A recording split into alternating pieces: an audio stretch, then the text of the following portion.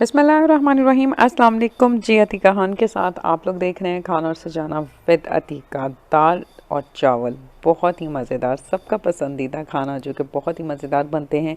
इतनी मज़ेदार दाल बनाऊंगी कि यकीन करें आप खाने से हाथ नहीं रोक पाएंगे। और साथ हम बनाएंगे ज़ीरे वाले चावल। तो चलिए रेसिपी स्टार्ट कर लेते हैं। चैनल पर नए हैं इसको सब्सक्राइब ज़रूर कीजिएगा और बेल बटन भी दबा दें ताकि रेसिपीज़ आपको मिलती रहें।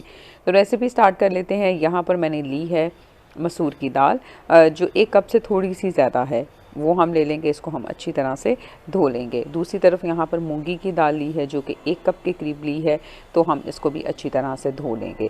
यहाँ पर हमने दालों को अच्छी तरह से धो लिया है। इसको हम डाल देंगे किसी बर्तन के अंदर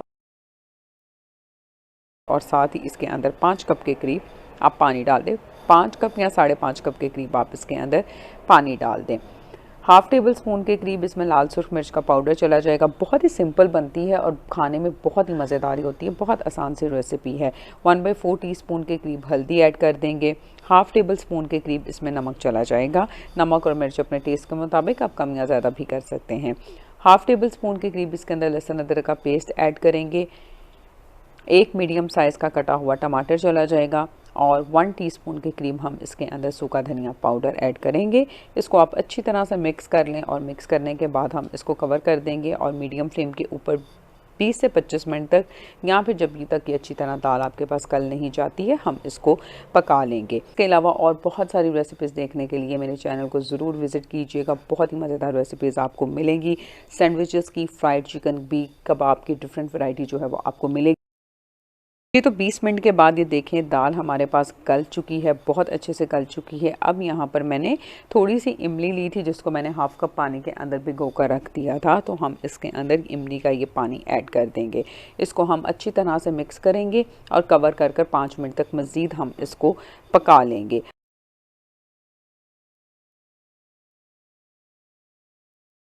तो ये 25 मिनट के बाद देखें हमारे पास दाल जो है वो बहुत अच्छी तरह से गल चुकी है, रेडी हो गई है। तो चलें यहाँ इसको तड़का लगा लेते हैं।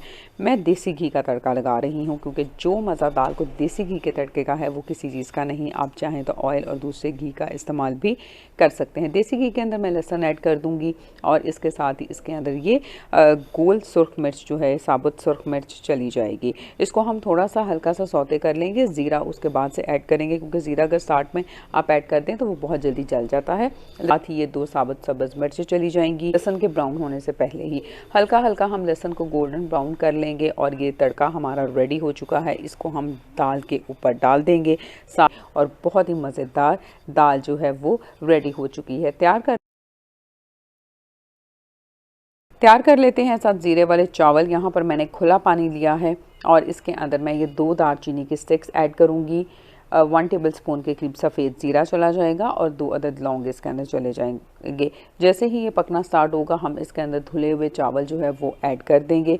साथ ही ये 2 सब्ज़ मिर्चें चली जाएंगी और हाफ़ टेबल स्पून के करीब इसके अंदर नमक हम ऐड कर देंगे। जब ये पक जाएंगे, अच्छी तरह गल जाएंगे, तो हम इनको छान लेंगे और छानने के बाद 1 से 2 टेबल स्पून के करीब देसी घी हम इसके ऊपर डालकर इसको मिक्स कर लेंगे और बहुत ही मज़ेदार हमारे पास दाल चावल जो हैं वो रेडी हो चुके हैं। आप इसको सहरी में इस दाल को पराठे के साथ खाएं तो भी बहुत ही मज़ेदार ये पराठे के साथ भी लगती है। इसकी मेरे चैनल को सब्सक्राइब जरूर कर दीजिएगा, बेल बटन भी दबा दें। फिर मिलूंगी एक नई और बहुत ही मज़ेदार सी रेसिपी के साथ। Stay safe. Thank you very much and अल्लाह हाफिज़।